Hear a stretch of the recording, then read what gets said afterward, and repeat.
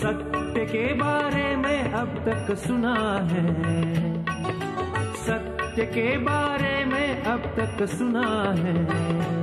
आया समय सत्य सुनने का खोजी, आया समय सत्य सुनने का खोजी।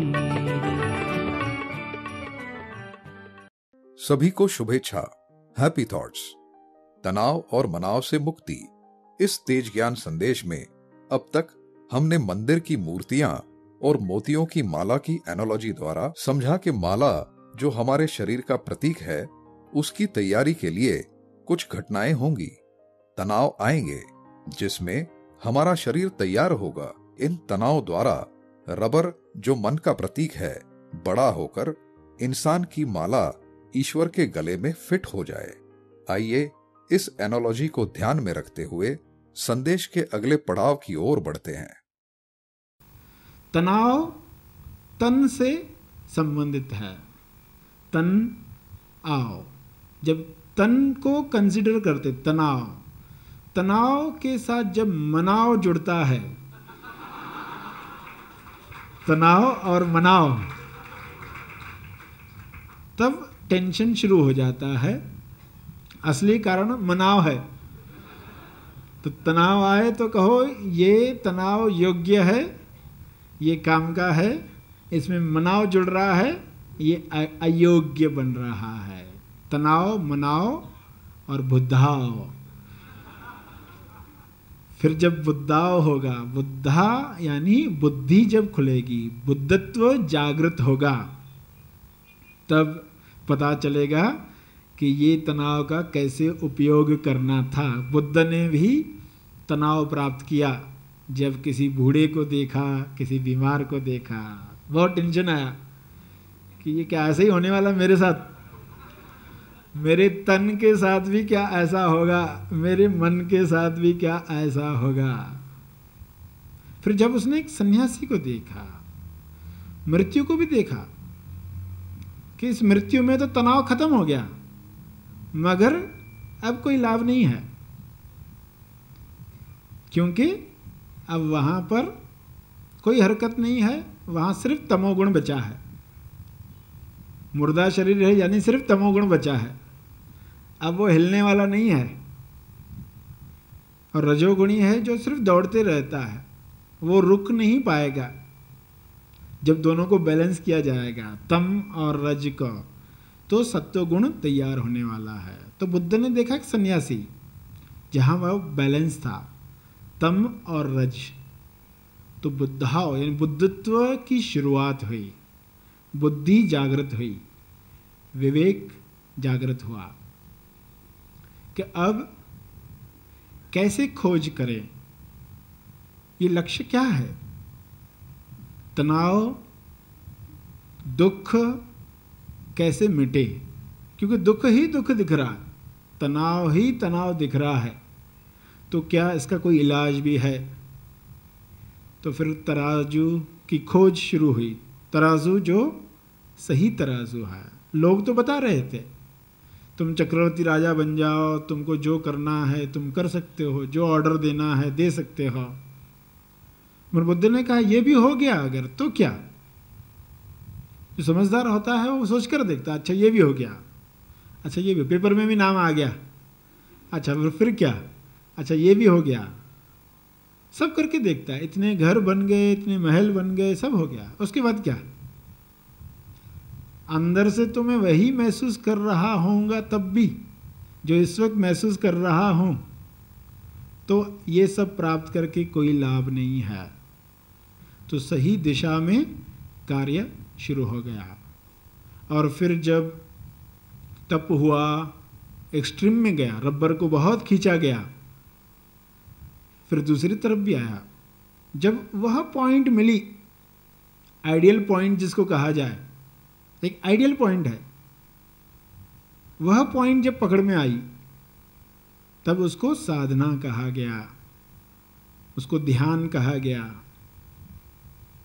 और उसमें रहने के लिए, उसमें स्थापित होने के लिए कहा गया कि ये पॉइंट ढूंढ लो और उसमें स्थापित हो जाओ। तो वह पॉइंट कैसी होती है, इसको समझने के लिए एक उदाहरण सुन लो ताकि पता चलेगा कि वह पॉइंट हमें अपने जीवन में कैसे लानी है।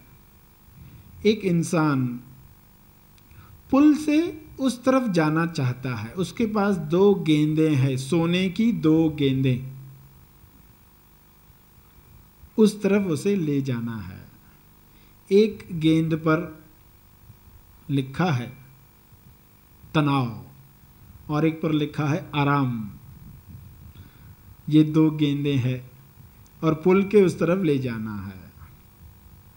पुल के उस तरफ एक चोर है, इस तरफ एक चोर है, और पुल का वजन, भार सहने का वजन इतना है कि वह अगर एक गेंद लेकर चलता है तो वह वजन सहा जा सकता है।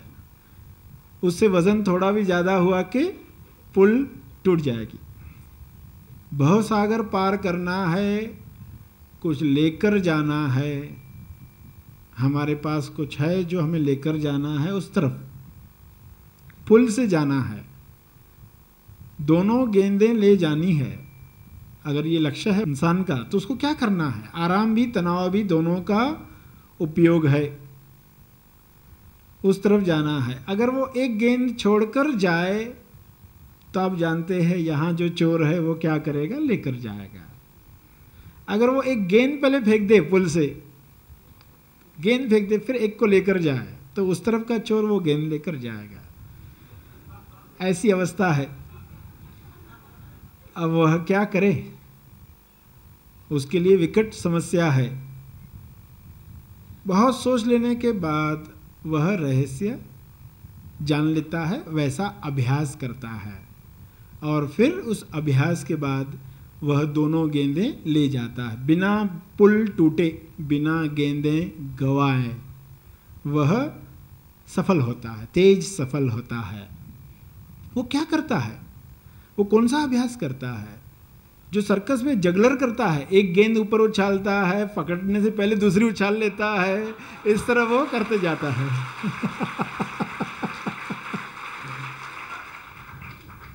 जो पहले समस्या लग रही थी, ये तो इम्पॉसिबल है, कैसे होगा? चोरों की कमी नहीं है और पुल नाजुक है और लक्ष्य 2 गेंदें ले जाना है। क्या करे? मगर जब उसने अभ्यास किया, किस चीज़ का अभ्यास किया? कि एक वक्त में एक गेंद हाथ में रहे, दूसरी आने से पहले पहली छूट जाए। एक आके हाथ में पड़ी, उसके पहले दूसरी ऊपर उछाल दी गई, यानी एक गेंद लगातार हवा में ही है, उसके साथ नहीं है, पुल पर उसका वजन नहीं है। अब वो उछालते हुए, जगलिंग करते हुए जा रहा है पुल से। दोनों चोर मायूस हो गए, बाहर के चोर और अंदर के चोर दोनों मायूस हो गए। लगा था या तो इधर मिल जाएगा या उधर मिल जाएगा। दोनों चोरों के हाथ में वह चीज़ नहीं आई और यह इंसान आसानी से पुल पार कर गया। आराम और तनाव, वह पॉइंट कौन सी होगी? जब एक गेंद आ रही है, दूसरी छूट रही है, वो आइडियल पॉइंट है। वह आइडियल पॉइंट, जो लोग आइडियल पॉइंट को पकड़ पाते हैं उनकी माला ईश्वर के गले में फिट होती है, और उनको देखकर जो पीछे आने वाले लोग हैं उनको प्रेरणा मिलती है। जो वहाँ पुल के किनारे बैठे सोच में बैठे हैं उनको प्रेरणा मिलती है, अरे ये कोई कर सकता है तो हम भी कर सकते हैं, ये कर सकता है हम भी कर सकते हैं। तो कोई आपको ये करते हुए जब देखता है, आपको तो खुद तनाव से मुक्त होना है सही ढंग से। आपको देखकर आपके घर वाले, आपके पड़ोसी, आपका समाज भी तनाव से मुक्त हो पाए, वो आपको देख पाए, ये पर्सन मुस्कुराते हुए कैसे जी रहा है, उसके लिए जीवन परेशानी है ऐसा लगता नहीं। तो ऐसा क्या प्राप्त किया है, तो वह आपका निर्णय देखेगा, अरे ये कैसे निर्णय लेता है। तनाव आया तो ये क्या करता है, बीच बीच में ये आंख क्यों बंद करता है, ये बीच बीच में क्या सवालों पर मनन करता है, ये बीच बीच में अपनी इंक्वायरी क्यों करता है, एक नए ढंग से प्रश्न क्यों पूछता है। इस तरीके से तो हम सवाल पूछते ही नहीं थे, डाउटर पर डाउट हम लाते ही नहीं थे। तो आराम में हम तमोगुणी बन जाए उसके पहले ही हमने दूसरी गेंद को प्राप्त कर लिया है, आराम को उछाल लिया है।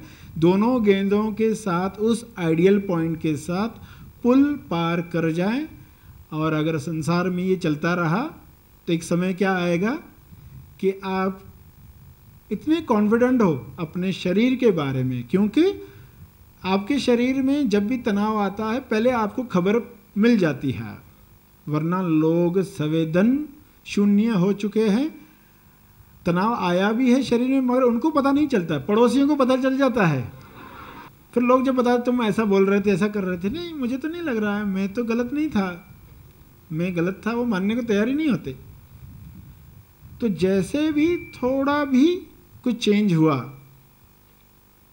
कि शरीर पर क्या एक्स्ट्रा जुड़ा, आपको पता चल गया, मन पर एक्स्ट्रा विचार क्या जुड़ा, ये विचार नहीं आता था, आज ये विचार पास हो रहा है और आपको पता चला, तो आप उसके लिए तैयार हो, क्योंकि आपने होमवर्क कर लिया है कि तनाव आएगा उस दिन मैं क्या करूँगा। संडे आएगा, बच्चों को छुट्टी होगी, बहुत तनाव आने वाला है, उस दिन मैं क्या करूँगी, मैं क्या करूँगा, पहले से ही आप तैयार होंगे।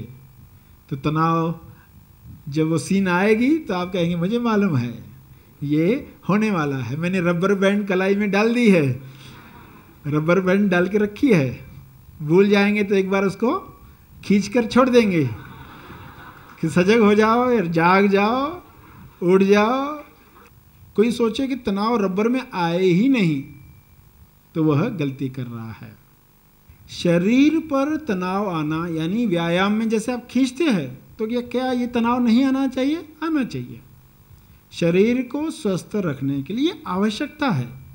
जब आपको पता चलेगा ये व्यायाम लंबी उम्र के लिए आवश्यकता है, जब आपको पता चला कि मन का व्यायाम आवश्यक है, मन का व्यायाम, विचारायाम मन का व्यायाम है, सिर्फ उसको दिशा नहीं दे रहा, कोई मार्गदर्शन नहीं दे रहा है, तो विचारायाम चिंता बन जाता है। चिंता का फल तनाव आता है। एक बीज है, एक फल है, तनाव के रूप में वो फल आता है।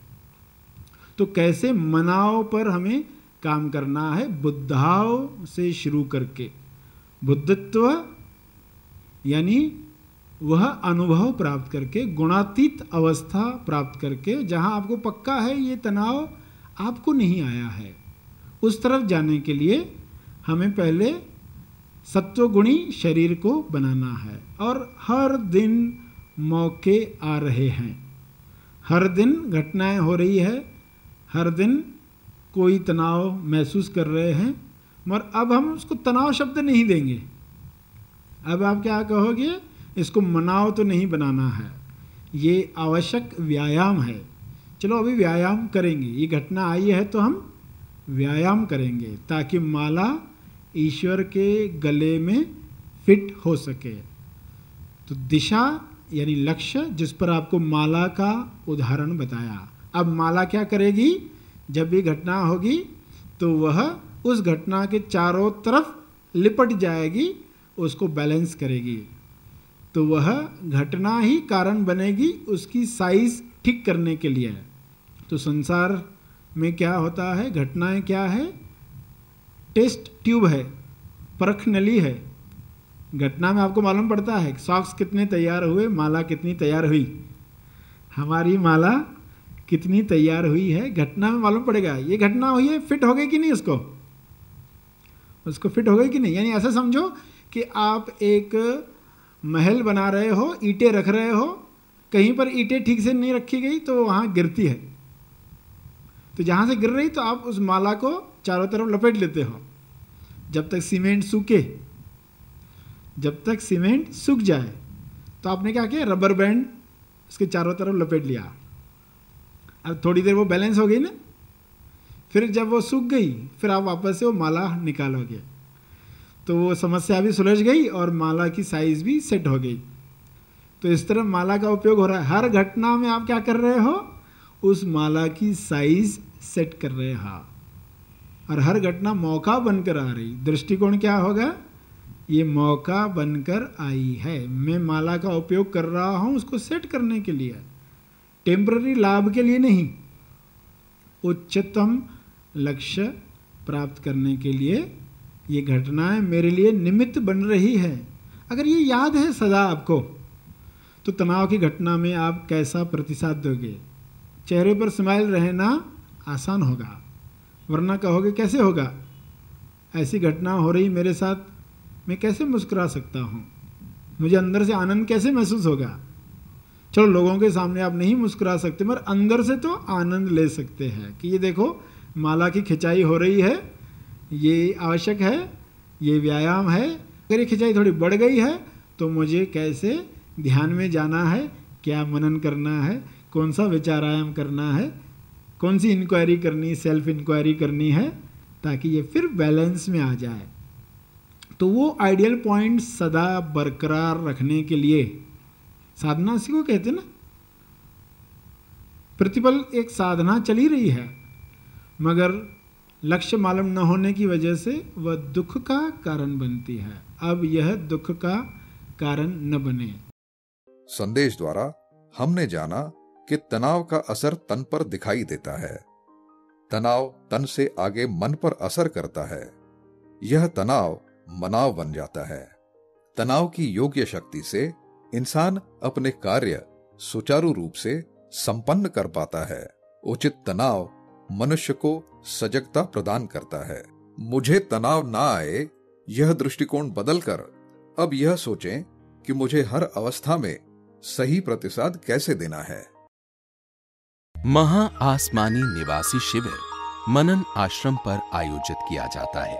यह आश्रम पुणे शहर से 17 किलोमीटर की दूरी पर है। हवाई अड्डा, हाईवे और रेलवे से पूना में आप आसानी से आ सकते हैं। इस 5 दिवसीय शिविर में खोजी केवल सत्य श्रवण द्वारा आत्म साक्षात्कार की मंजिल तक पहुंचता है। इस यात्रा में खोजी कुछ नियमों और वचनों का पालन करते हुए हर दिन अंतिम सत्य की तरफ बढ़ते जाता है। स्वानुभव की इस यात्रा में खोजी को मैं कौन हूँ, इस पृथ्वी पर क्यों आया हूँ, मोक्ष यानी क्या मोक्ष इसी जीवन में संभव है, इन सवालों के जवाब अनुभव से प्राप्त होते हैं। सरश्री बहुत ही सीधे और सरल शब्दों में आज की भाषा में अंतिम सत्य को उजागर करते हैं। अब आइए हम एक खोजी से इस शिविर के बारे में उनके अनुभव जानें। Happy thoughts sir. मैं डॉक्टर सरिता बुटे, मैं हिंगनघाट से आई हूँ। मेरी फैमिली में मैं, मेरे 2 भाई, मम्मी पापा, और वो लोग ऐसे पहले से ही बहुत ज़्यादा उनको स्पिरिचुअलिज्म में इंटरेस्ट था। तो मेरा ऐसे कंसेप्ट था कि this is not for me, मुझे ये समझ में नहीं आएगा शायद, या फिर मुझे उसमें इंटरेस्ट नहीं है। और मुझे लगा ऐसे बहुत ही कॉम्प्लिकेटेड होगा। It was very simple, systematic और बहुत ही अच्छे से क्रिस्टल क्लियर समझ में आया। तो ऐसा लगा ये पहले ही पता होना चाहिए था, शायद पहले ही पता चलना चाहिए था, तो बहुत यूज़ होता था। और जो फीलिंग्स थी बहुत अच्छा लगा, सुकून, जो हमने जो आई क्लोज करके आपने जो बताया कहने को, तो बहुत ही ये तो क्रिस्टल क्लियर हो गया था कि I am not the same as my body. ये फीलिंग तो आई। This was my first experience. Thanks a lot.